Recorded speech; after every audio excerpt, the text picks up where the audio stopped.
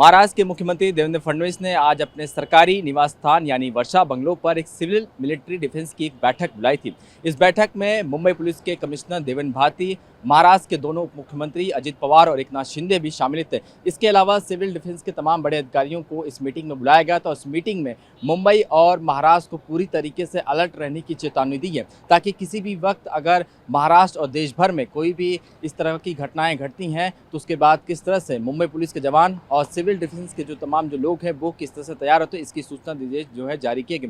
हालांकि अब भारत पाकिस्तान के बीच समझौता भले हो चुका है, लेकिन महाराष्ट्र सरकार ये नहीं चाहती कि किसी भी तरीके की कोई हमला हो तो उसमें मुंबई पुलिस और सिविल डिफेंस जो है उसमें नाकाम रहे। इसी वजह से आज एक अहम बैठक बुलाई गई थी। इस बैठक में सकारात्मक चर्चा हुई। उसके अलावा मुंबई के तमाम जो तटीय क्षेत्र हैं, जो समुद्र से सटे हुए हैं, वहाँ पर भी अलर्ट रहने के आदेश जो है वो महाराष्ट्र के मुख्यमंत्री देवेंद्र फडणवीस ने दिए हैं।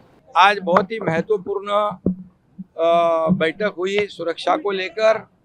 उसमें मुख्यमंत्री महोदय जी की अध्यक्षता में हम दोनों उप मुख्यमंत्री थे और air force, army, navy, air force, coast guard, civil defence, disaster management, ये सभी लोगों की एक बैठक हुई है। महाराष्ट्र और मुंबई को सुरक्षित रखना ये विषय को लेकर, क्योंकि पहले भी आतंकवादियों ने मुंबई को टारगेट किया था और मुंबई हमारे देश की आर्थिक राजधानी है और इसलिए ये पूरी तरह सजग होना, अलर्ट होना, ये हमारे लिए बहुत बड़ी बात है। और एक डिफेंस की तरफ से, एक हमारे राज्य सरकार की तरफ से, दोनों भी जो भी इनपुट आएंगे, इंटेलिजेंस आएंगे, इमरजेंसी में जो भी कुछ निर्णय लेना है उसको शेयरिंग करना, इसलिए नोडल ऑफिसर की अपॉइंटमेंट होगी और उनको जानकारी मिलेगी एक दूसरे की।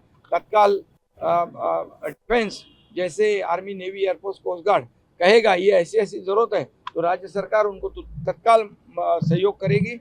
720 किलोमीटर का कोस्ट लाइन है, इसमें भी कोई भी ऐसा नया आदमी, जैसे कसाब का हमला हुआ था, कोई भी नई बोट नहीं आवे, इसके लिए आइडेंटिफिकेशन होना, उनका बोट का अकाउंटेड होना, अकाउंटेबिलिटी भी चाहिए उसमें, और उसके लिए बार कोडिंग करना, ये सब बातें जो है उस पर चर्चा हुई। मैं डिटेल में नहीं जाना चाहता हूँ, लेकिन पूरी तरह सिक्योरिटी के बारे में ध्यान रखकर ये मुंबई और महाराष्ट्र और हमारे जो वाइटल इंस्टॉलेशन है, जैसे बीआरसी है, जेएनपीटी है, रिजर्व बैंक है, स्टॉक एक्सचेंज है, सीएसटी है, कई ऐसे हमारे वाइटल प्रोजेक्ट जो है उसको भी हम सुरक्षित रखना चाहते। ऑयल डिपो है यहाँ पर और इसमें कई जो है हमारी ऐसी बड़े प्रकल्प है, उसको भी वहाँ से टारगेट कर सकते हैं। ये ध्यान में रखकर हमें जो सुरक्षा का इंतजाम जो है पुख्ता करने के लिए बैठक थी,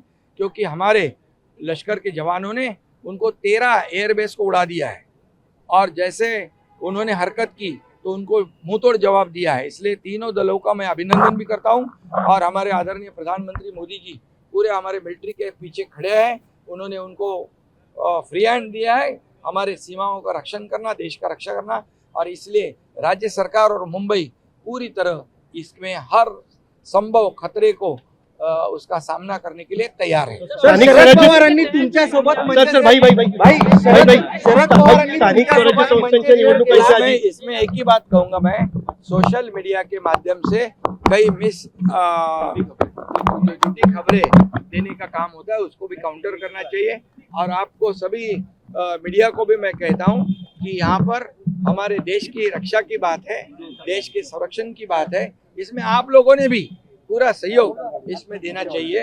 नागरिकों ने भी इसमें गलत अफवाहों पर भरोसा विश्वास नहीं रखते हुए जो ऑथेंटिक जो है, जो प्रॉपर उनको सूचना आएगी उसके ऊपर ही ध्यान रखना है।